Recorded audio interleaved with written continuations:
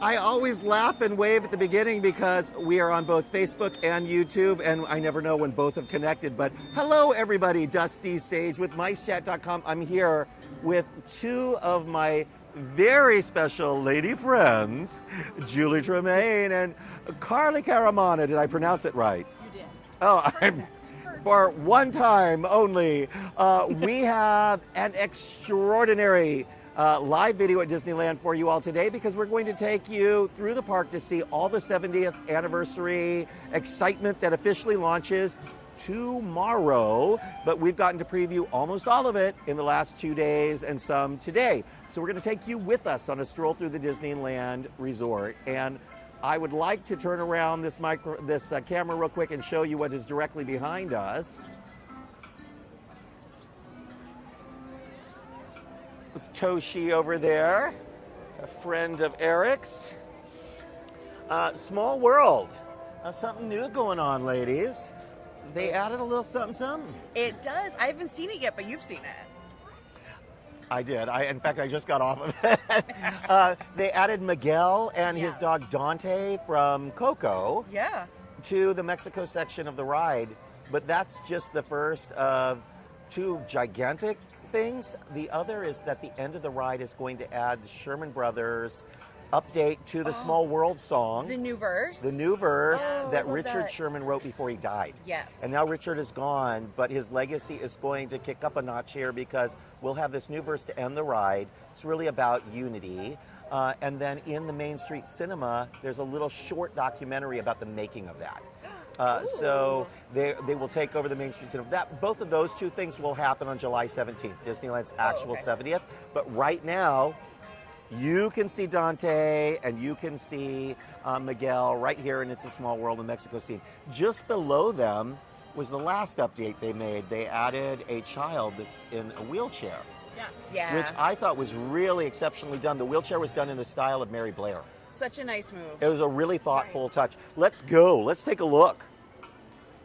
We're not going to go back there now because it's just walls, but the Fantasyland Theater has a bunch of construction walls up. There is another 70th anniversary thing that's coming, a Pixar dance party. Oh, but it won't be so coming fun. until later this month, so it's not opening with the 70th on Friday. Those dance parties they've been doing in the Fantasyland Theater are so fun. They're such a good time. They're fantastic. There's only one problem with them. There's no show going on in here. So they think, well, we got to keep that stage open for a dance party. But Give me a show. I am most excited for the chicken pot pie baked potato that is coming to Troubadour. I had no idea, but I'm loving. Yes, so that is also debuting tomorrow, is the wed chili baked potato and a chicken pot pie baked potato. So I love it is the gonna idea be of that. The inside of a baked potato, so without the crusty part, put the filling inside of a baked potato. And that is my number one thing I am most hyped for with the Disneyland 70th celebration. So if Carly sounds like she knows what she's talking about when it comes to food, and we already know that Julie is, there may be a reason for that. And I understand you ladies have a big surprise for us in a little bit. I don't know gonna what you're announce on this talking show? about. No idea. Okay, if you all demand it, at some point during this video, we're going to weasel some really big news out of them, and I couldn't be more excited. And I'm going to spill the beans one way or another, so they might as well tell us here in just a few minutes. Already, you're getting kudos for your hat. They're all about the sparkly hat. Look at how crowded it is here, folks. There's no parade or anything going on right now, just a lot of people. Tomorrow will be even more crowded. But all of us were here together for the last 3 days because there was a big Disneyland 70th anniversary press event. We did a day at California Adventure, a day at Disneyland, and we saw all the new things. We did. Yes, all the nighttime stuff was really exciting. I enjoyed a lot of it. I can't wait to talk about it later. Okay, But as speaking- we're walking down this parade route, we might as well mention parades. Yes. Yes. So if you are a longtime Disneyland fan, a lot of this for the 70th is returning fan favorites. So I kind of love how it's literally a love letter to longtime Disneyland fans, but also splashing in some new stuff. And so for the older stuff, Paint the Night, which is we got to see last night. That came at the 60th, so almost 10 years ago, I guess now. That's incredible, and it's back, and it was amazing to have it back. Wonderful. With updates, Some they updates, yeah. changed the costumes up to be more comfortable for the cast members, and they added the new 70th anniversary theme song into the parade music. So I'm a big Jonas Brothers fan. They have the official song of the Disneyland 70th, which is Celebrate Happy, and I will tell you, it is a bop.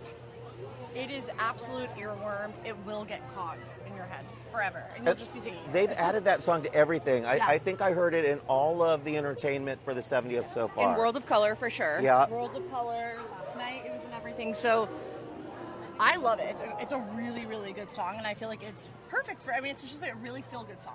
Which is good. In fact, even on Small World there, we should have mentioned when we were there, at night they're doing a projection show, the Tapestry of Happiness or something. Yeah. And that also uses a song. And it uses And the there's Sherman song. Brothers in there, And which I'm very happy I will about. say, definitely make a point to see that short little projection because it brings back all the things you've ever loved about Disneyland. There are Skyway buckets in there. There are people movers. There are monorails. There's all the things you love. All the things you love about Disneyland. That is truly what I love the most about it. I loved seeing rides that I was never able to get on because they closed before I started coming to Disneyland. And then all of a sudden the Sherman Brothers are there. I couldn't, I was so happy. Hello, look everybody, we have some friends with us. We have Sarah Ann and Mike, who I think just had a really good lunch. Yes. A late lunch, early dinner. Early dinner. Were you at Blue Bayou? Yes. We had Did- to wait till 4 o'clock. Did you have anything really, really good to eat there? Filet. Well, you can't go wrong with a filet. Well, you can, but it's hard to screw up a filet. What did you eat, Mike? I had a filet also, but I did something different. I had a glass of wine. Mike had a glass of wine at Blue Bayou, which is something you can do now at Disneyland, folks. I can't believe it. I've never seen Mike drink a glass of wine in all the years I've known him. Well, there aren't many choices in there. It's not a full bar. They have some mixed drinks, and they have pre-matched wine, and they have hurricane. beer. Yeah. You did have that. We were just talking about the entertainment for the 70th, specifically the parades, and Paint the Night. Yeah. During the day, there's a cavalcade that comes right down this very pathway that we are on, and it is cute, and it has two characters we have not seen in a long time. In fact, you can barely see them in Carly's glasses. The hint of Duffy and Sally Mae. Sally, okay. Sally, Yes, no. Sally McNally. Duffy and Shelly Mae. So this was Shelly Mae's U.S. debut, but Duffy, he was here. He started as a domestic parks character Yes. once upon a toy at Walt Disney World, and he's finally getting his rightful place That's back right. here. And I was the first to line up in Fantasyland to see He was the first cavalcade. Mickey's teddy bear. Yes. And Minnie made him for Mickey because he was going off to sea and he needed to have a companion, and that was Duffy. And he's all of our comforts. That's right. Is he primarily at Tokyo? Yeah, so he is mostly now an international guy. So he used to do a meet and greet at Epcot way back in the day. This was like 2009. Even at California Adventure, he did a meet And and at California greet. Adventure, he did a meet and greet. He didn't resonate, but let's just say he is a sensation in the Overseas. Asia In parks. fact, when I did the opening of World of Frozen at Hong Kong Disneyland, I came back and the one thing that stuck in my head, other than how incredible World of Frozen was, is that everything in that park is now Duffy. Everything. So all the shops that used to have the cute Mickey and Minnie characters, the Fab Five stuff, it's all been pushed to the corners because 90% of the merchandise they sell in the whole park is Duffy. 100%. And I walked onto all of the rides, like short 5-minute waits, but the line to see Duffy in his special building on Main Street was 2.5 hours long. Absolutely. And the funniest thing is Lena Bell, which is one of the newer characters introduced, she's the Curious Fox. Her line is consistently 4 hours. 4 hours to meet her. She's Wow. adorable. She's my favorite. I got to Tokyo Disney Yeah. Sea in recent years on a day they were releasing a new outfit for the Duffy and Friends characters, and they also release little cakes and treats along with it. The line for a dumpling was 3 or 4 hours long, a dumpling at a cart. And then there was another line someplace else for a special drink, and then yeah. a special like tart, and then you could go buy the clothes. People go gaga for Duffy. insane. What we don't know yet, and I suspect very heavily we will see, is Duffy merchandise in the stores. Why bother adding him to the cavalcade and then not let people buy him? Please, I am literally, so there is currently now one of the stores in downtown Disney has sheets up, and it was open yesterday. Yep. My hope is that it's going to be the custom make your own headband Duffy little head and Shelley May, because obviously they have exclusive Disneyland 70 costumes. There should be little heads for them, and there should be plush. But that is my wildest dreams of what I think it's a very likely dream. Okay. Since yes. that store was selling many items from the Asian parks They brought Cookie yesterday. Ann over, yes. Cookie Ann and Olu Mel. There was no Lena Bell because she is the most popular one now. But yes, there was Cookie Ann. That's right. So I have a feeling we're about to see Duffy and perhaps more of his friends land very soon. We still see a little bit of pink in the trees around the Walt and Mickey statue here at the hub. It is one of my favorite things that happens every year when those trees turn pink. It's gorgeous. Yeah. And ladies, because we're here and we can see the 50th stuff, we're going to take the grand walk up to the castle and then through into Fantasyland. Hooray. Because this is 70th right here. I don't know why I keep saying 50. It's We time travel. It's okay. 20 years ago. We are here, folks, in front of the castle, the most photographed place in the world at one point. Directly below us is the Time Castle that will be opened in the future. But as you approach, you see the 70th colors, and they are happy. And they've picked this fuchsia and orange and pink and yellow. Like, the colors are happy. One thing that's a little weird is they added these banner bunting to the side, and it's very muted compared to everywhere else in the whole park. Those colors are vibrant, but here for some reason they made them muted. I don't understand It's why, very but interesting because a lot of the merchandise in the neon collection is quite bright. very bright. So you would think that they would go with it. But Well, no, I understand. maybe it was because the shield is so bright they wanted it to stand out. They didn't want your eye to be drawn away, but I love this already. Like, this is the castle in all her glory, and I appreciate that they have practiced restraint on the castle this time around. We don't see crowns, or it hasn't been turned into a cake. Exactly. There's a lot less bunting on the turrets as well. They went wild instead in the Esplanade. Mike has been following the construction of that enormous sculpture between the two parks, which I guess is supposed to be reminiscent of a music box. And they're playing music in the Esplanade that sounds like it's on a music box. Well, they've added more to it. And some people really like that, but to me, it just made me want to go to sleep. Oh, yes. So there's a Star Wars theme. It's also made of music box. And I really liked it. But it is very sleepy. There we go. We're walking under the 70 into the castle, through the drawbridge. This is a magic moment always, right? That sparkly hat walking through the castle. Are there any of the spots to get the special tickets today? Well, we're going to try to do that, but why don't we take a look at this window here real quick. We did do a video yesterday where Mike and I showed everybody this new window, but because not everybody on this video will have seen it, we're going to quickly show you. And Mike, are you wearing your magic I have a band? magic band on. I think they fixed it because there was something wrong with it. Sorry. I think there was something wrong with it earlier. So underneath the walkway to Princess Fantasy Fair, that window used to have some thrones and some paraphernalia on them, like crowns and things, but there were no characters, I don't think, in the window. But they took all of that out and replaced it with shields that are reminiscent of the original versions of the attractions when Disneyland opened. You tap your magic band below, and it opens up some special activations in the center. The one in the middle there was broken earlier, but you can see Peter Pan opening here, and then the characters fly behind Big Ben. Something similar happens with Mr. Toad. That's my favorite one, is the Mr. Toad one.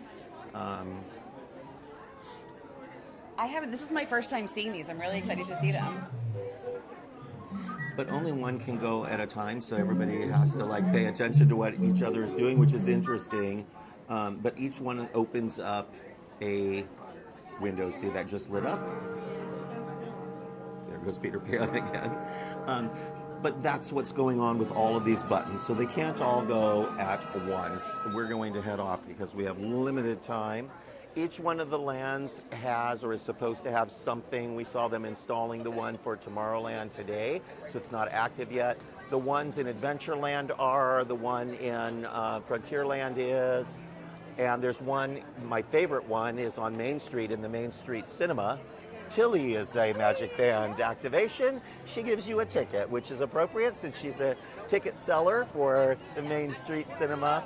Is there any history behind Tilly? I've always wondered about that. Well, her name badge says that she's from Marceline, so I think that Inspired by someone that Walt knew there, Yes. is what I've heard. at the so far. cinema in Yeah. Marceline, I did the Walk in Walt's Footsteps tour, and I asked our guide on it, and he did not know. as they frequently don't. Yesterday there was a big banner over this garden. I'm glad to see it gone. But something really magical happened. Last night they did a big event, sort of a kickoff event to the 70th for media. Park president was here, Imagineers were here, and when we walked into the land, it was held right here in Fantasyland, through the castle. What did we see on this carousel? Life-changing footage. Life-changing, but it is up on MiceChat if you want to see it. There were so many characters. They had like Peter Pan and Wendy, which was lovely. They had Alice and the White Rabbit, but they also had like the Blue Fairy. They had Merlin. They had the Evil Queen. They had some really like deep dive characters that you don't see very often. And I was love seeing so Alice and happy. the Mad Hatter because they're so interactive with guests. They were so fun. The Peter Pan that was on the carousel, he was living his part. Like he was doing all of the things you would expect Peter Pan to be doing. Yeah, he was. Like he smells. He was farting. It was absolutely. He was incredible. pointing at Captain Hook like, "Oh, he's so stinky." It I was love it. amazing. Yeah, Also, like, great. I've seen characters on here, maybe 2, but I've never seen 20 at one time. I could have stayed there for 3 hours and just watched. One of the most emotional days of my Disney life was the last day Disneyland was open before it closed for the pandemic. And it was a rainy day, rainy day, and not very many people were in the park, even though it was the last day, because they had said it was only going to be closed for a week or two. There's Rapunzel and Flynn Rider. Flynn Rider. The ladies go wild for Flynn Rider.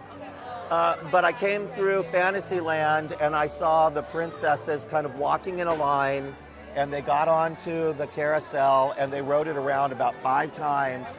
And I saw each one of them kind of curtsy down to the carousel horse Jingles, which was Walt's wife Lillian's favorite horse. And then they left. Later that day, I saw Aurora walking by herself through the hub, and her head was kind of down and the rain was pouring, and she was all by herself without a handler. And it's a photo that keeps popping up in my memories over and over again. And then walked out of the park and it was closed forever, right? And that was such an emotional day, but that was the day I saw all of those princesses ride the carousel's magic. But since then, I've seen the Dapper Dans. The great thing that happens is the Main Street Marching Band will walk through the castle arch, get onto the carousel, they fill it up, and they play their songs on the carousel. I've seen Belle and Beast riding the carousel. Yes.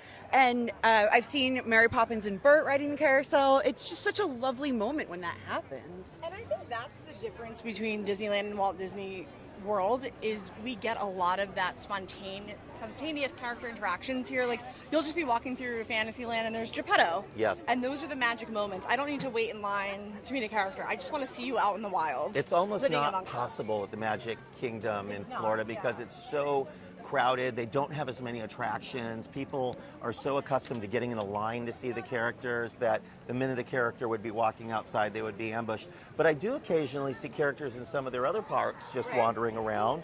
Epcot, I saw Snow White just out there one day wandering in the garden. She was on the other side of a fence wandering like she was pruning the gardens. Oh, and have you ever seen Winnie the Pooh? He's also in Epcot sometimes, and he has his little net to catch butterflies. Oh my God. And you've seen that. Yeah, he'll be next to the land, like between the land building and the Figment ride, just like out on that lawn, just running around like, oh, here's my net. It's adorable. Oh, I love that. That was one of the great things also they did during the pandemic. They wanted people to see the characters, but it wasn't considered safe to meet them in person and hug them. So they had characters in places where you could see them doing stuff or waving at you. So lots of people could see them all at once. So that's I liked that. A good segue because I love Oogie Boogie Bash because I don't have to wait in a 3-hour line to meet a character. It's continually moving. So Mickey's Not So Scary at Magic Kingdom, their Halloween party this year is going to adapt some of the character meet and greets to that style, and I think it's a bold move, and I think it's the move they need to do because everyone can see it, and I feel like it's good also for kids to kind of get acclimated to the character before they're just shoved into a random room. I And, love and it's that. like it's so overwhelming That's and sensory. fantastic news. Yeah. I did see some short video that Disney released of the new version of the Jack Skellington character. So much better. I've been clamoring for this for years. That Jack head was not right, where they had like the human jaw on the bottom. With a plastic head above the nose. It was so bad. He didn't look cool. He didn't look like the movie at all. He Well, and wasn't his scary. face He wasn't wasn't round, fun. it was like egg shaped. Yeah, it was so odd. But We wrote about, Mike wrote about it last year. He's like, when are they going to fix this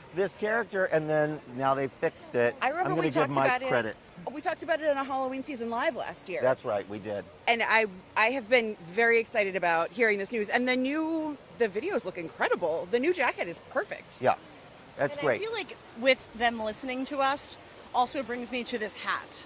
The merchandising team, they have hired people that know what we want. This entire Disneyland 70th collection is some of the best merchandise I have ever seen, and I literally want something from everything. From the vault Particularly collection. the nostalgic stuff. Yes, of like the course. stuff that throws back to the 50s and 60s is great. And then there's a whole bunch. Yep. This is Carly's shirt and then my tote too. This is a 70th collection tote. So what's up though with the font? It's like the Alice in Wonderland font for the 70th, and I am curious, was that used on opening day at Disneyland? So what I've been told is this was the font used, and this was available merchandise when Disneyland opened on July 17th, 1955. I love it. I don't know because This shirt was. This shirt was. It's got googly eyes. It does have googly eyes. So if anyone has recommendations on how to wash this, because I feel like You have to I'm hand going to wash. hand wash it. Yeah. This is my new Hand favorite wash and purchase. don't get the eyes wet. Definitely don't dry Well, be it. prepared for the eyes to fall off the Don't shirt. feed it after midnight or it'll come alive. I do love some of the merch. I would say when they first released that initial countdown to the 70th line, which was just bright and tie-dye looking, a lot of people online were complaining. We knew there was more merch coming, and then they delivered the really nostalgic, inspired by the 7 decades of Disneyland. And I agree with you. It's really, some of it very good. The merch is very, very, There's very a Spirit good. jersey that's calling my name. And I bought the teal-colored shirt that's like a park map. Oh yeah. It's got Main Street and the castle. Yes. So I did buy that one. I'll wear it tomorrow in the park. My favorite piece of merch that I've purchased so far, and I am definitely not done buying 70th merch, but my favorite one is actually inspired by Walt Disney's briefcase, which is on display at Walt Disney Studios in Stream. Walt's office. Yep. So they have, and this is, I've been in that office, I think I've done the tour 4 times, and every time my very favorite thing in that office is this incredible leather briefcase of Walt's that's just embossed with gold WED on it. And every time I'm like, do you think I could just knock everyone down and steal it and run away? Well, I want it so badly. They turned that briefcase into? They turned it into a journal. So it's this really lovely brown book. It's fake leather, but it's like a nice fake leather. And it has like a buckle that comes over it, and it has a little thing that says Disneyland 70 in a nameplate, and then at the bottom it has those same embossed initials in gold WED in the same font. Wow. It is beautiful. And then the love that. stationery inside has really lovely, like nostalgic Disneyland, I don't know, sort of like a watermark on it. We're going to look at one of the activations over here. Are either one of you wearing a magic band? No, none of us are. I will but say these we'll machines, see somebody doing it. These machines have given us a very good reason to start wearing magic bands at Disneyland. They're very smart about that. I got one yesterday and forgot to put it on.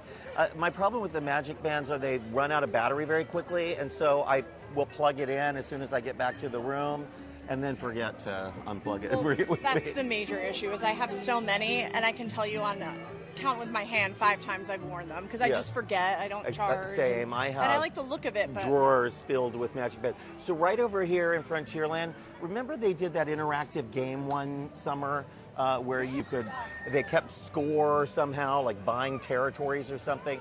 They've reused one of the spaces here for a magic band activation, and you tap your magic band on those little circles over there, and it makes sounds happen. There are different buttons. Each one is for a different Frontierland attraction. So the train, the Mark Twain, the shooting gallery, I believe, and it makes the sounds for that attraction, and then it spits out a ticket, which is a free souvenir for you.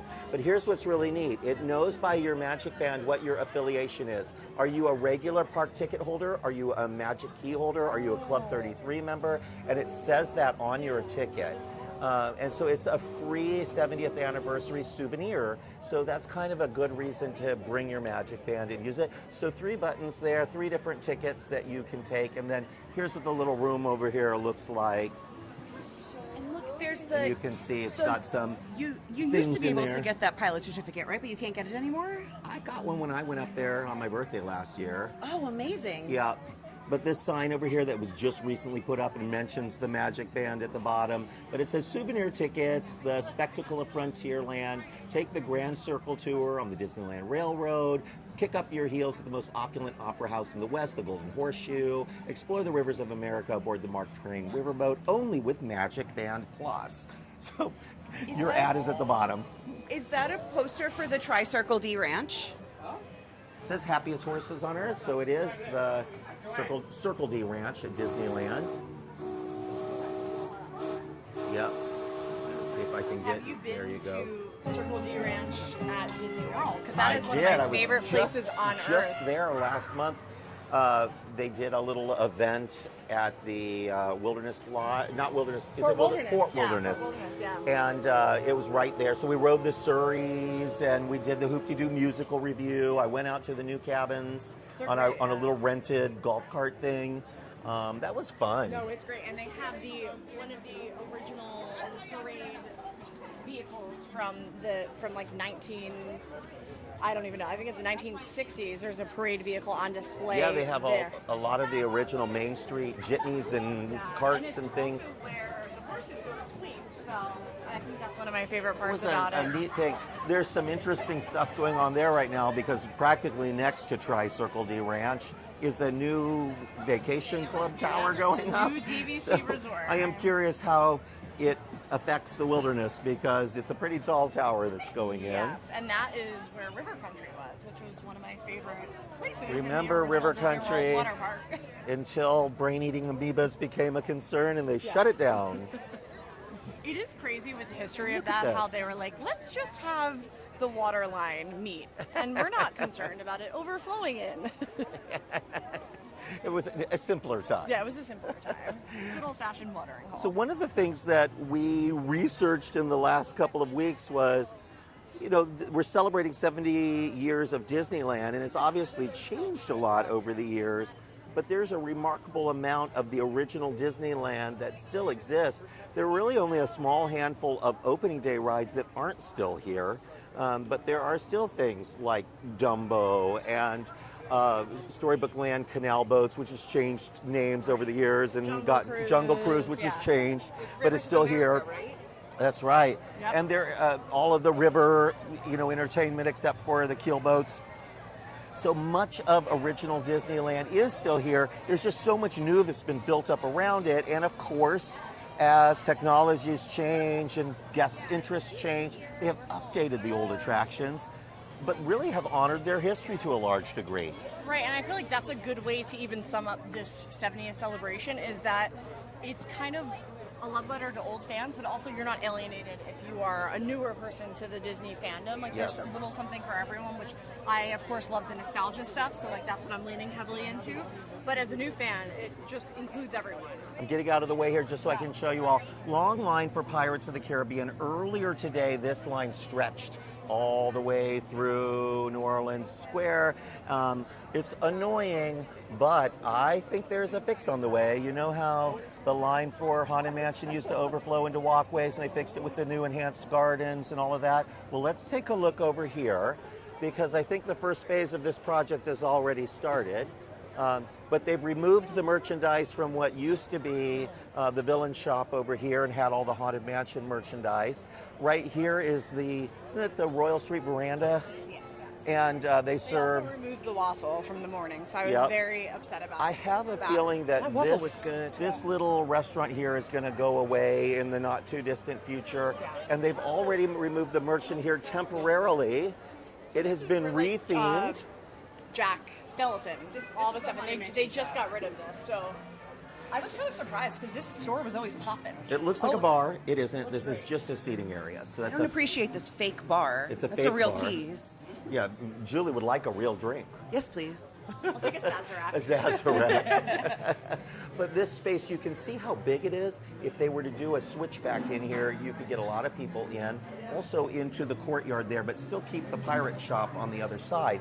And if you get rid of this little restaurant here, it connects up there with the line for pirates. So people could queue up below, and as they come up the ramp, then come in through here, switch back in here, and then go right back into the ride there. They wouldn't have to do any major reconstruction at all, and it would get all those people out of the walkways out here. Right, and I think it's just a logistical issue. This pathway is so inundated with people, even when it's a quiet time here.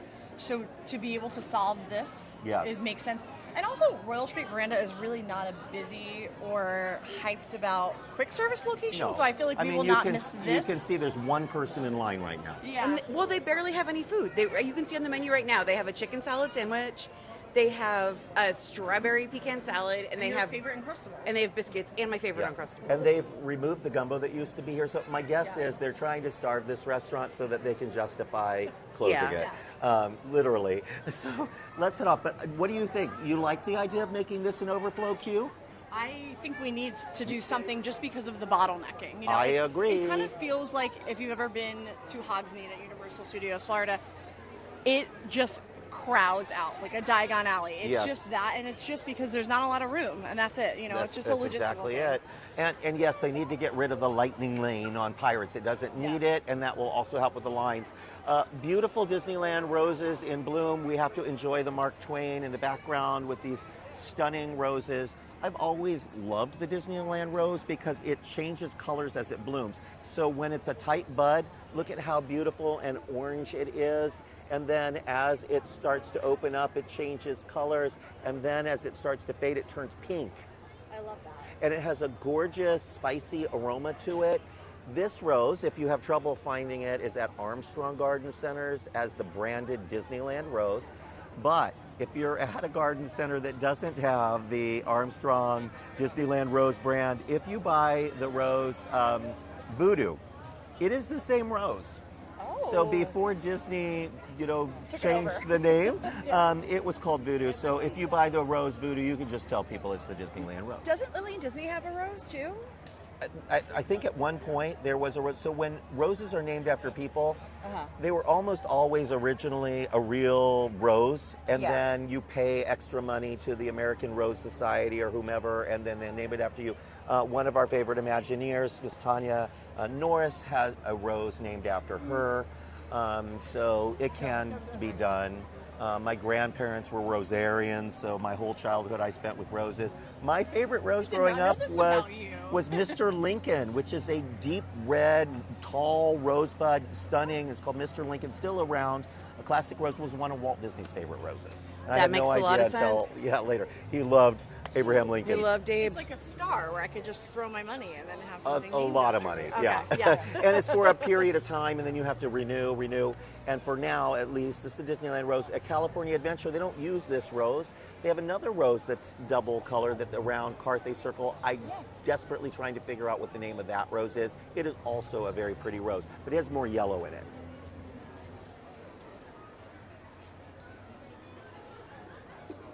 It is my favorite part of the park.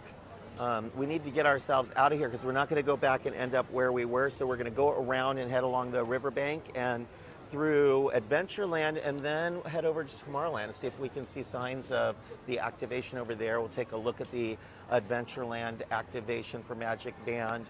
But just point down this direction.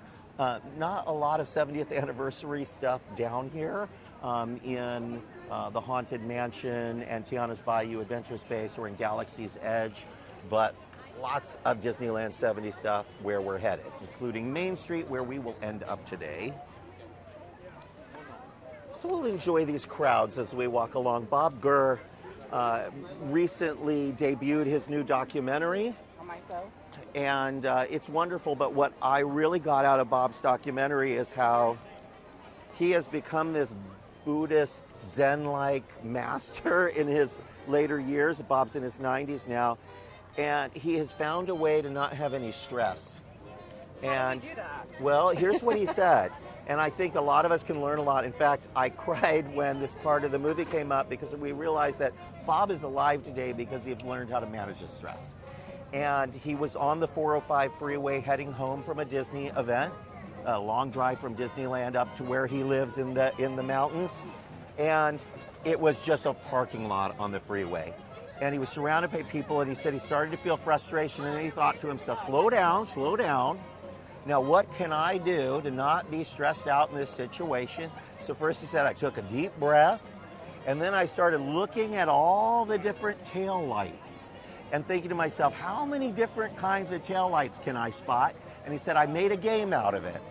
And at the end of that journey, when I finally got home, I was able to tell myself I saw X number of new taillights, and these were my favorites, and the ones that I thought could have been improved. And it's such a brilliant way of reframing your feelings and what's going on in your life to not be stressed out. And now when I get stressed out, and I do, I mean, I very quickly, like if I'm in a stressful situation, I've got too many things to do, things are stacking up, timelines aren't matching, or something bad happens, I get stressed. And then I'll try to think of that, like, what would Bob do? And I hope to get to Bob's level of consciousness. Yeah. But I got a lot of work to do. No, I feel like life is really just a point of view. Yes. So you need to frame it accordingly. It makes so much sense that his game too is taillights because He wanted to be a car designer. he's such a car guy. I did the Waltland tour last year with him where Bob takes us all through Los Feliz and the neighborhoods in Los Angeles where like really important Disney stuff happened. And we were standing in front of the Gelsons where the original Walt Disney Studios was. And this car roared by and we couldn't see the car at all because it was behind the bus. And he just heard the engine and he was like immediately identified the make and model of that car. Yes. And like the era of the car also. It So was magical. incredible. He's an incredible human being. You know who else are incredible human beings? Are the two of you ladies. And we teased at the beginning of this video that you might have an announcement, and I am going to keep you in this crowded portion of the park until you just tell me what it is. Well, we can finally talk about it. It's been in the works for quite a while. Are you ready for it, ladies and gentlemen? Here it comes, the big news. Carly and I are Getting currently, married. No. after that, we are currently writing a book with HarperCollins that's a Disney history cookbook. Are you kidding me? It's going to be amazing. A Disney Very history serious. cookbook. What does that mean? Yes. So we're not just going to be showing you amazing recipes. We're going to be telling you the stories and tales of Disney of yesteryear. So it's very exciting. We're all Disney files nerds. And I feel like it's a perfect timing now, too, because if you're following Disneyland 70, a lot of the menu items, so they're adding over 70 foods, are all inspired by former restaurants. So what we're doing is we're finding all these really great restaurants, like many that we've been to, you know, like Pleasure Island. I was a huge Adventurers Club person. So mostly restaurants that no longer exist? Yes. 100% restaurants that no longer exist. Yes. Oh. Restaurants and dishes that no longer exist, like the Handwich from the 1980s with Michael Eisner, and we're adapting them to a modern palate and then sharing all the little fun, juicy secrets. You guys about can't it. see me, but my mouth just dropped open because this is such a brilliant concept. And the cookbook will have stories and then menu items that you can make at home. Yes. So Now, have you been making the items at home? yes.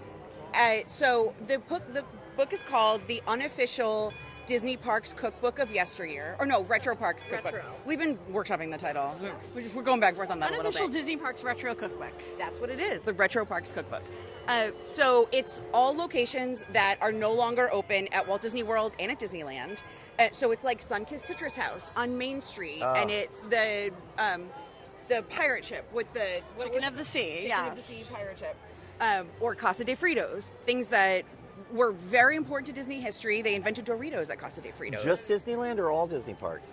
Domestic Disney parks. So Disneyland and Disney World, That's we're keeping it amazing. to that for now, but it's a treasure trove. Like, we're in the process now of like cutting it down because there's so many places. And when I say every single place has an amazing story or person, like for example, like the Polynesian has an incredible story about an auntie that Walt Disney Company brought over to open up the resort, and she made it authentic and what it is. So we're just trying to share the stories and highlight all these amazing little nuggets, and people love, and it's delicious too. So. Oh, ladies, this is amazing. When can I buy this book? Not until next year, but we know you, so we'll keep in touch about it. Yep, and I guarantee you folks, we at MiceChat will finagle away to do an event so you can be amongst the first to either pre-order this book and we'll do a panel with the ladies and you can pre-order the book and get it, or when it comes out, do a signing. But we will find a way to make that happen because that sounds like the kind of event where we could eat food. It sounds like a Tam O'Shanter Scotch Mist situation. Yes, or maybe something up at Walt's mansion. We'll figure something out, definitely. You know me, I love food, I love books, and I love you ladies. And what's so fun about it is that it is like opening day restaurants from Disneyland, but it's also things that are very recently closed and that we miss a lot. Like, for example, the Galactic Star Cruiser. Oh, Galactic Star Cruiser. We have a blue shrimp recipe from the Galactic Star Cruiser. And I just want to be super clear, it's an unofficial cookbook. It's not affiliated with Disney in any way, Disney company in any way. But it is HarperCollins. We're not great using, publisher. It's amazing, yeah, but we're not using Disney recipes. We are looking at menus from places that used to exist and then developing our own totally unique recipes. I'm going to stop for just a moment because there's some construction stuff going on over here. Tiki Room is closed, just temporarily, folks. They're refreshing the lanai. Some of the animatronic tiki gods are getting refreshed. And over here at the men's restroom, which has been behind walls since a water pipe burst a couple of years ago, they have finally made progress. This wall could come down as soon as tonight, perhaps. They're almost done on the other side. They have finally built a themed wall over here, you can see, that has gone up, and then the rest of this wall will come down. There is a water feature on the other side of the construction wall, so there will be a water feature, and we're pleased. It may not be running until summer-ish, but at least it'll be revealed and the construction walls will finally be down and things will look good for Disneyland's 70th. We're headed over here next to Jungle Cruise because one of the Magic Band activations is over here. I hate using the word activation. It sounds so... It's a PR word for sure. But I don't know how else to explain. Interactive scenes, you know, like even engagement is horrible, right? So let's just say activations for now, and if you all come up with a better word, please let us know. Magic Band, Magic Spot. Magic spots. Let's call them magic spots. I don't know why they didn't call them that in the first place. Let's send in a letter. Ask you guys. There's a new breakfast at Bengal Barbecue, and I got to try it today. It is a Spam, egg, and rice concoction. It was one of the best Disneyland breakfasts I've ever had. Thank you for mentioning that because Yes. I would never have thought to go to Bengal Barbecue for breakfast, but that sounds incredible. They also have a delicious breakfast Mocha Loco at Tongaroa Terrace at the Disneyland Hotel. So, fun fact, I am a Trader Sam's super fan. It will be opening for breakfast beginning tomorrow. So they are testing a breakfast service. So at 8 a.m. At Trader Sam's. You will be Will able to there go be breakfast cocktails? Full bar, and there's also exclusive breakfast cocktails. You'll be able to go inside Trader Sam's at 8 a.m. I'm ready. If you want to get an Can we do that tomorrow morning? Sure. So there are lines set up here just in case you all decide to come in and do this, but hidden back here in what used to be the Fast Pass distribution area are lockers for the Jungle Cruise skippers, but one of them has a little circle on it. None of us have our Magic Bands on, so you're not going to see what it does, but it really just plays some music and then it spits out a ticket down below, and then you get another free 70th anniversary souvenir. We kind of have some thoughts on this one. This is a missed opportunity. They should have had the joke written on the locker, and then you tap and it tells you the punchline. Yes. Carly, tell us this detail. 1955, 1971. This is so incredible. I haven't Do looked at any this of yet. you have a Magic Band? I already did it. Did you do it? Will it only let you do it once? Can we see your ticket? Sure. So here's one of the tickets right there. For this, it's like a free 70th anniversary souvenir. That's pretty cool, right? I love it. I love it. All right, off I we don't go. know if you heard Carly explain Troop 5571, 1955 opening day of Disneyland, 1971 opening day of Walt Disney World. Yep. I love that. I love a little Easter There's egg like a lot that. of things on here. And you know, with Imagineering, everything always has a meaning. I haven't had time to examine this, but look at this Avies rarest, so it's a rare avian, but and then there's a question mark over his head, like, am I rare? I don't know. And this weird dolphin with a beak? It's a narwhal. Dolphin with a beak. But why would they have a narwhal in the jungle? Why is there a rare questioning owl right there? I don't know. I don't either. I want to know. I want to know more. There's boat crashers down there below. I like that. I do like, you can only do one a day, so that is what we were told. I do like that because I like when there's like a re-rideability Yes. factor, so this is that. So we come back more and try to get all of them, but what would I do as my first one? I don't know. I guess this one. I think get a frame with a neat backdrop or wallpaper of some sort. Something, maybe one for each land, and then frame it with the ticket in there. I think Tilly would be my first for sure. I have a tip. If you go to the Disneyland Hotel, each of the towers is themed after a different land, and the bathrooms, the public bathrooms, have a wallpaper that has a repeat pattern of the different attraction posters. And you can take a photo and then print it out and put it as the backdrop of a shadow box that you can keep things from that land. So this ticket, maybe a trinket or something. That's a good call. That is wonderful wallpaper. Yep, and then have one for each land at Disneyland. Maybe a pin from that land or a favorite thing, an old bit of merchandise. I've often wondered, like, what do you do with an old t-shirt that you just hate to get rid of, but you've either gotten too big for it or it's got a hole in it? And I saw somebody the other day took an old t-shirt and like cut most of the t-shirt out and kept the part with the logo and then framed it. Ooh. And my dad used to do that with records, and I think that's such a neat idea. Just turn it into art. Well, you know what? One day when I open up our collaborative theme park museum, we got to keep on to all of these things. So I would I can never get rid of anything because it all means something, you know. And we're all like dying on eBay to purchase this old shirt from 1977. So I'm like, I'm never getting rid of any of my stuff because I need to keep it forever. I have run out of room in my life. I have giant storage lockers that I rent out, 20 by 20, and filled from floor to ceiling with like Disney memorabilia and merch and things. I have to do something. I need an intervention. Keep it forever. I will say working on this cookbook and researching old restaurants has both me and Carly going deep on eBay for old menus and just like retro souvenirs that you can't get in the parks anymore. Are there any particular restaurants that have been hard for you that you're hoping that our listeners might have a hookup for you? So anything that you want some research on, maybe for the sequel book. I'm obsessed with Walt's Hideout, so we're going to be walking past that. So that was his little private bar next to Red Wagon Inn.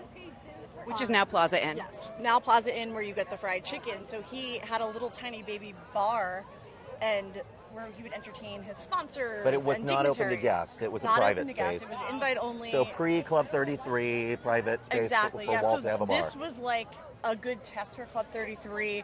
Also at the 1964 World's Fair, there was also a similar situation in their Pepsi-sponsored area. So that was like how they tested out. Like, oh, we have the demand and the need for a private space. Yeah. It is interesting that Walt was very vocal about how he would never have alcohol in his parks, and yet he made sure that he had alcohol. I do have one. Okay, here's my one question. This is our white whale we've not been able to figure out. So at the Soap Opera Bistro in DCA, there was a pasta on the menu called Plot Twist Pasta. And I desperately need to know what was in Plot Twist Pasta. Is that why you called me several months ago and said, did you ever eat the Plot Twist pasta? That's exactly why. Yes. That is exactly why. And you never ate it. I'm really disappointed in you. I have tracked down celebrities that began their career working there as an improvisational actor. No one remembers what was in this because there was also a shaved beef sandwich, and everyone was like, I don't care about the pasta. I just ate the beef sandwich. It was so good. I need to know what was Plot Twist pasta. I used to get the wedge salad and the pizza because they were the cheapest things on the menu, and it was so expensive. I just remember when it opened thinking, how can anyone afford to eat here? And back then it seemed expensive. Today, every restaurant is like that. It's like the first of the really expensive themed Disneyland And that restaurants. was like the nail in the coffin for the restaurant. And everyone that I talked to that worked there in management, they were like, people were just like, I cannot fathom this price. Whereas today, we wouldn't even bat an eyelash at what it costs to dine in a theme park. And it was also elevated. So it was like truly the first like fancy Disneyland restaurant-ish. So people were just not ready for it. I think it was just timing, but it's really cool. Like if I'm going back in time, that's where I'm going. I love it. So if you all have any old restaurant menus or photos, The menu doesn't have the description Send them on to it. me. I'll make sure the ladies get it. Because if it doesn't make the cut for this cookbook, I have a feeling if this book is successful, there's a sequel. Maybe, same idea or different, but definitely get those old menus to us. We would love to see them. Yes, Is that right? for sure. Let's head into Tomorrowland. And Mookie Schmookie had a great, first of all, that's a great name, Mookie Schmookie. I want to believe that's your real name. Said that if you have an old t-shirt, you can turn them into a quilt. Oh, yes. Isn't that a great idea? They have companies where you just pack a box and send it away, and then it comes back to you, and it's a surprise. It's a blanket. I love that. Yeah. There was a lady on Etsy that I sent a whole bunch of old Christmas cards to that I didn't want to get rid of, but I also didn't want to just keep them in shoe boxes forever, and she turns them into collages and things. Oh, and that's I think lovely. that's such a neat idea. I mean, I could have done it on my own, but let's face it, I had all that stuff in a shoebox for a reason. So, I'd like to mention a little something because for years we've been talking about this concept art in a box here at Tomorrowland that has never happened. And I happen to be with some Imagineers who are taking over the Disneyland portfolio. Here's the good news, folks. They are from Tokyo Disneyland, where they worked on a recent expansion of Tokyo Disney Sea that included Frozen and Tangled and Peter Pan. One of the best done expansions of a Disney park ever, and they are now on the Disneyland team here. And I just mentioned, does that mean we might finally get a new Tomorrowland? And they said, we'll get right on it. So obviously they're working on something for Tomorrowland. The reason that project never got complete is because there were ever-changing plans to redo Tomorrowland, and they didn't want to redo the front of the land only to then have to rip it out if they went a different direction in the theme. So I think we'll see some good news coming out about Disneyland this year. This was really what I needed. The million-dollar question that I asked them they would not answer is, can we please have something go back to the People Mover track? And all three said something along the lines, wouldn't that be wonderful? None of them said, oh no, that's an old idea. So who knows? The People Mover at Walt Disney World is elite. It is my #1 must ride in the Magic And Kingdom. it has a long line now. People line up for it. They've figured out that it's just such a wonderful way to take a rest, to get a new vantage point of the park. You don't need a lightning lane for it. During fireworks, it's incredible. Yep. And I will say, so the first time I met Bob Gurr was at an event at Walt Disney's Mansion that you did on Halloween a couple of years ago. Yes. And he told me specifically that Walt asked him to design that ride as a place for people to sit and have a rest. He said everybody's going to be tired and they're going to be hot and they just need a little while to sit and have a break and do something nice while they do it. Absolutely right. There is so much room for tiny attractions like the Castle Walkthrough, the Mark Twain, the Treehouse, the People Mover. Those were attractions that anyone in the family could do, or you're just having a meltdown and you need a rest, you could sit on the People Mover. Something like that has to come back. Disneyland is one of those rare parks that still does have quite a few of those type of things. A lot of new parks now are built with 13, 14 rides, boom, open, full-fledged park, and they lack all those little things that you can do when you're not in line for the giant e-ticket.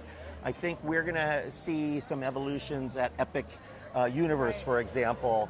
This incredible new park that we're all on our way to go see this weekend because it officially opens next week. But it has some of the best themed spaces I've ever seen, some of the best rides, but lacks a lot of things to do when you're too tired to wait in a 3-hour line. Yeah, we do need some people feeder attractions there, Yeah. more shows. I mean, it's a vibe. We're vibes, not rides. I think that's our entire brand. Right. Yeah. And I could spend all day, and I have spent days there just not riding a single thing and eating and just soaking up the stuff. But I'm maybe more of a different type of fan than the traditional theme park Well, I think goer, when you visit a theme park for the first time, you want to run through and ride all the rides. Yes. But then you've done that, and then you want to go back and enjoy what the park is about. What's the backstory? Right. You know, do the people watching. What's the merch look like? What is the restaurant? that's epic. You It's the guys best. found a place in the Monsterland, inside of a My burning home. tavern. My home. And tell us a little bit about that real quick. It is our new home. It's called the Burning Blade Tavern. It is where the hunters of vampires hang out after their conquest. And it is one of the best, I think it might be the best theme park bar of all time. I know it's like a very lofty statement, but I do spend a lot of time in theme park restaurants and bars. It is incredible, and Epic Universe is incredible because it feels alive. And I know, like, it's alive is the Universal Classic Monsters thing, but no, this park is alive, and it's because of their entertainment, and this is a bar with entertainment. You see monster hunters wandering around in the land and Yeah. vampires. Well, and so the bad guys wander around the land. So you see like the Invisible Man, you see the Bride of Frankenstein, you see Igor out in Dark Universe, and then in the Burning Blade Tavern, that's the sanctuary for the hounds, the monster hunters. Their tribe is called the Hounds. And do they sing and stuff in there and tell stories? They or- sing amazing drinking songs. They sing like old sea shanties, essentially. Yeah, about the hounds.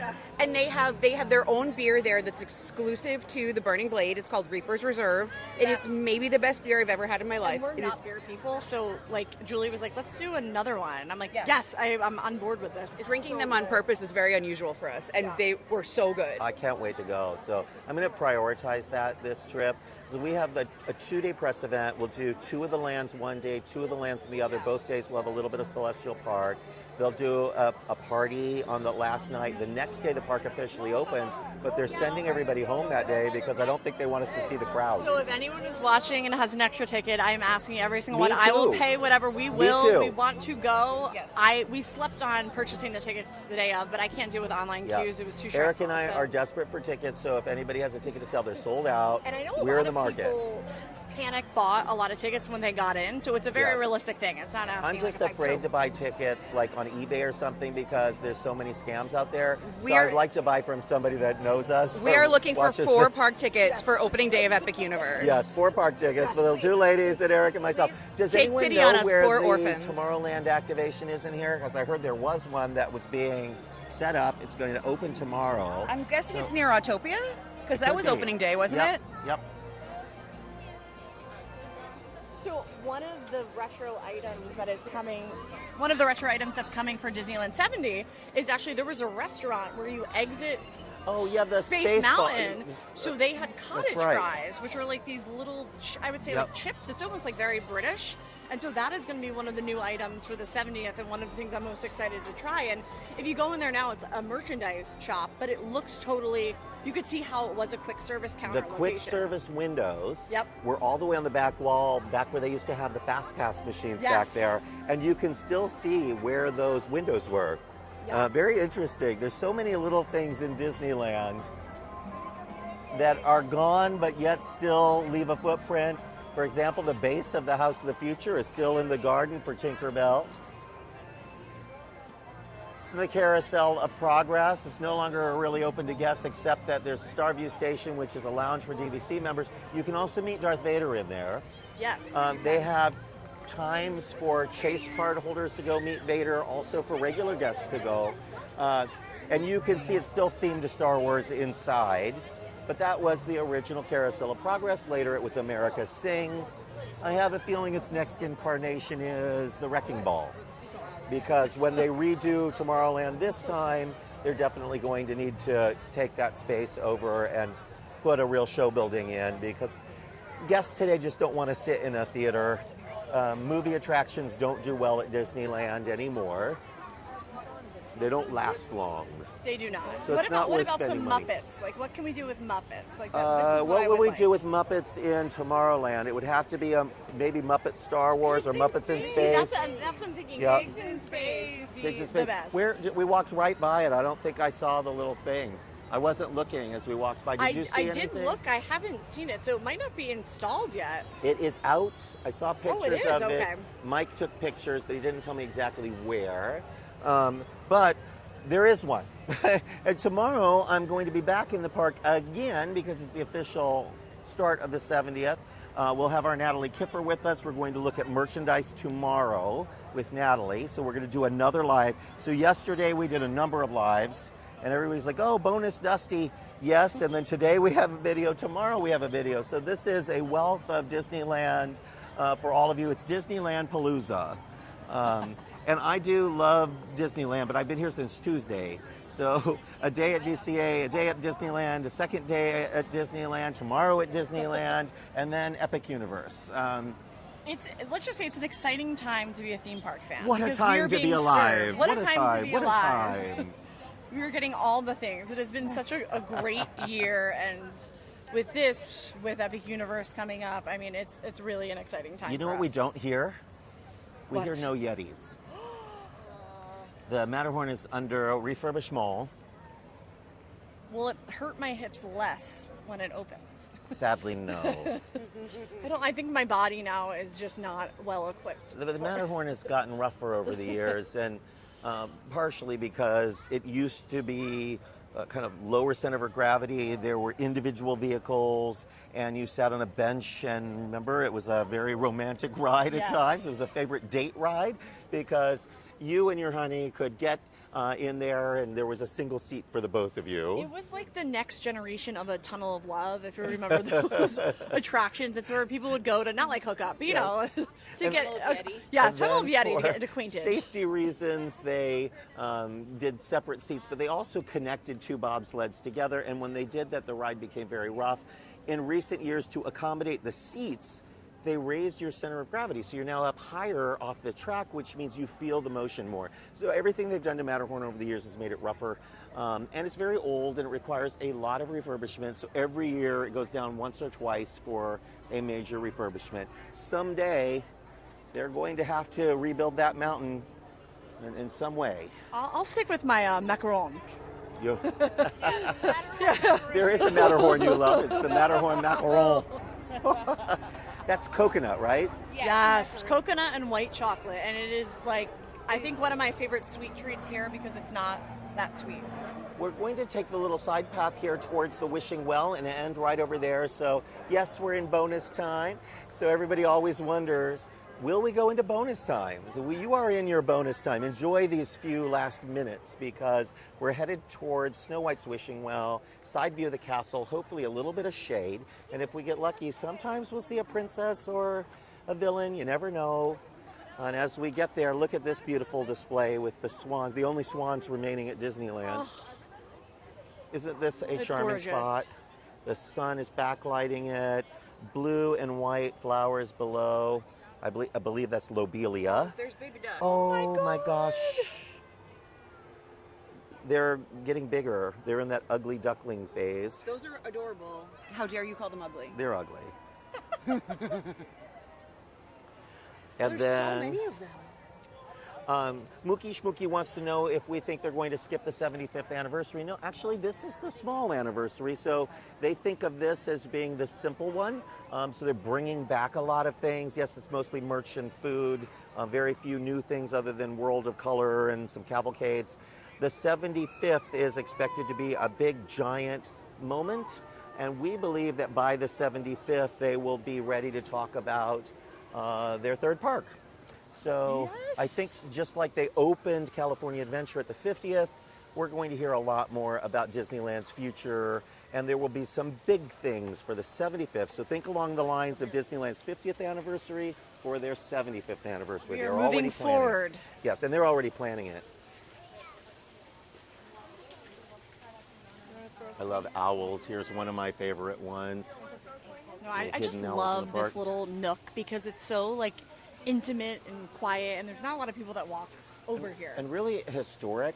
Yeah. I've seen the original marbles of the Seven Dwarfs at Imagineering, and this was given to Walt as a gift. He didn't quite know what to do with it. He has Imagineers build this little grotto, but it's become so iconic that all the castle parks around the world now have a grotto with these characters that are basically replicas of the originals, which are now in Imagineering. And I think it's important, like, to have that kinetic energy with water and feel alive, you know, and that's why it's very interesting. Like Tom Sawyer Island is leaving Magic Kingdom because it's like we have that beautiful water space, and that just Yes. brings something to a park that is indescribable. And Water, this is one of those moments. fountains, it's a Yep. grounding element, it's important. Right. You know which land at Disneyland doesn't have any of that? No motion, no water, Galaxy's Edge. And it could really benefit from it. They have that new nighttime show, and I'm going to let you all know about something magical that happened that was not part of our press event, but should have maybe been. Wondrous Journeys has returned, the fireworks spectacular. It brought me to tears. It is, I think, my favorite thing about the 70th anniversary. I liked the World of Color a lot, but Wondrous Journeys is near perfection on the castle. But at night in Galaxy's Edge, they have their own version of the fireworks. And for the Wondrous Journeys in the park, in the back for Galaxy's Edge, they have added something new to Fire of the Rising Moons. Oh, fun. They have now added projections to the mountains. Yes. So yes, they have a projection show that they debuted a month ago or so. But in addition to that projection show, the fireworks show now has some projections as well. So it's different than the projection show. No, I love that because it's like just a totally different vantage point, you know, and that is elite fireworks. I will say, last night was incredible to see it back. That and Wishes. If anyone remembers Wishes at Magic Kingdom, those are like my top 2 of nighttime spectaculars. I will say I really loved the projection show on It's a Small World last night. I think that's my favorite thing about the 70th is they're bringing back so many retro things that I never got to experience, which is why we started the book. It's like why we're friends, basically. Yeah. It's just talking about these old amazing things that we didn't get to do that we wish we could. And seeing the People Mover projected across It's a Small World and seeing the Skyway going across the top, seeing the Sherman Brothers sing at their piano was just the sweetest. I I loved appreciate it. them not being afraid of nostalgia for the 70th anniversary. Yes. Because Disney World, when they did their 50th year and a half ago or so, they did very little nostalgia. None, and yeah. people started screaming, and then they tried to fix that by changing up their fireworks show to add Walt at the beginning and things like that. But it was too late. Disneyland didn't make that mistake here with this. One of the little tiny things that are easy to miss, Carthay Circle Theater, California Adventure at night, Tinkerbell takes over the facade with her own little projection show. It's 2 minutes and it plays that song, who sings it again? Is it The Jonas Brothers. The Jonas Brothers. Is it the Jonas Brothers? Yeah. So Jonas Brothers Celebrate Happy song, but with Tinkerbell kind of bringing the facade of Carthay to life for like 2 minutes. Yeah. But it's those little things that make a huge difference. It does. Right, and I feel like you have to know your audience, and I feel like, again, like with the merchandising and everything, there are people on the team that are like, this is what Disney fans want. What do we want? Is nostalgia, and they're feeding it to us so hardcore. Like, I was shocked when they released the menus for this, and they're like, oh, these are all dishes from yesteryear, and I'm like, because sometimes Disney is afraid to go back and acknowledge stuff that doesn't That they've exist. changed, right. And it's like they're proudly talking about Chicken of the Sea Pirate restaurant. And that's awesome that they're doing that because this is what fans want, you know, and crave. They're also talking about Club 33 in a whole new way. Not only putting it on the website, but also one of the dishes, the French onion mac and cheese, is inspired by a Club 33 dish, and now anybody can have it. I had it last night. Do you know where you would get that? I don't. That is one thing. We're waiting until tomorrow. The food is not out in the parks Yes. yet. So even though a lot of the anniversary is now out and about, most of the merch is now in the wild, there were a few things they held back. We don't know yet about Duffy. We think we're going to find out tomorrow. There better that be new Duffy. Magic Band for the 70th that everybody covets comes out tomorrow. So we think there are quite a few things like that, and some of the entertainment. Really looking forward to seeing the food, which has been held back. And I know there was some media that were in from out of town that were writing about the food, and then they couldn't because it wasn't included at all during the press event, and they'll all be gone by tomorrow. But we'll be here, won't we, ladies? Yes. I will say I did try. There's a new gray stuff. So if you have been to Red From Rose Tavern, Red Rose Tavern? yes. Yep. So they do variations of the gray stuff from time to time for Halloween. There's a new birthday one. I am not a dessert person. It is incredible. The mousse is so light. There's a little bit of raspberry filling, which we have seen in other variations of the gray stuff. It's amazing. If you try a sweet thing and don't like too cloyingly sweet, this was really great. What do they call it? The 70th stuff or the birthday I think it's called stuff? like the birthday stuff. The yeah, old stuff. the old stuff, the birthday stuff, something like that. But you'll see. It's at Red Rose Tavern, so definitely try that. And it was really great. So that was the only one that I got to try. So I am just turning this around so that you can see all of us one last time, because we are about to wrap up this video, and I would like to remind everyone that the ladies have a special book coming out. When they have a pre-order page set up, I'll make sure you all know. We'll have them back on. We'll do an event. Really excited for you ladies. It's amazing. And please invite me over to try some of the food. Will you help test us? Yes, help test us. And we will have a lot more for you about Disneyland 70th also tomorrow. But if we were each to pick one thing not to miss for the 70th anniversary, You have one day to experience it all. What one thing would you say do not miss? Go to World of Color. The Muppets pre-show before the new World of Color show is unbelievable. I got chills. Walt talks. There's a Rainbow Connection song. It's unbelievable. My favorite part by far.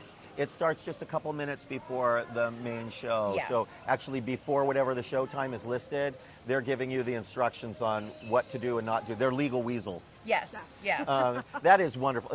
It's probably my favorite version of World of Color. Yes. Doesn't mean World of Color is perfect, folks. We all know that it's a clip show on water that's too long. But as far as World of Color goes, it's a good one. What's your not miss? It's going to be the It's a Small World projections.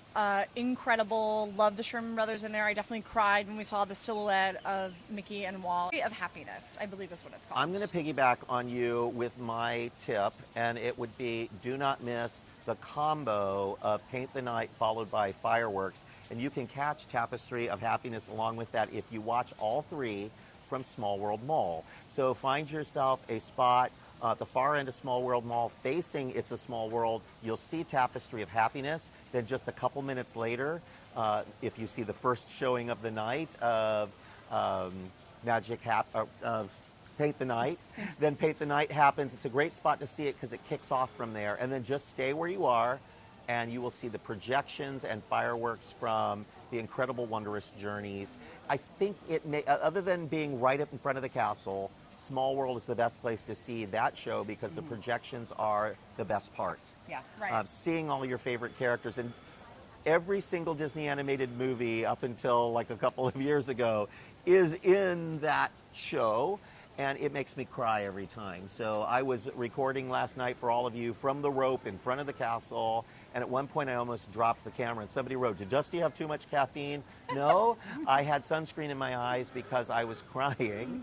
And it made my eyes burn and it made it really hard to hold the camera. But it was worth it because it's such an incredible show to see return. So see the holy trifecta of Tapestry of Happiness, Paint the Night, and then Wondrous Journeys. And the cavalcade during the day for Duffy and Shelley May. Yeah, for sure. So we'll have more for you. Don't worry, you can visit MiceChat.com for your guide to everything to do with Disneyland 70th. We have a separate guide for food and another separate guide for the merchandise. That's how much is going on right now at Disneyland.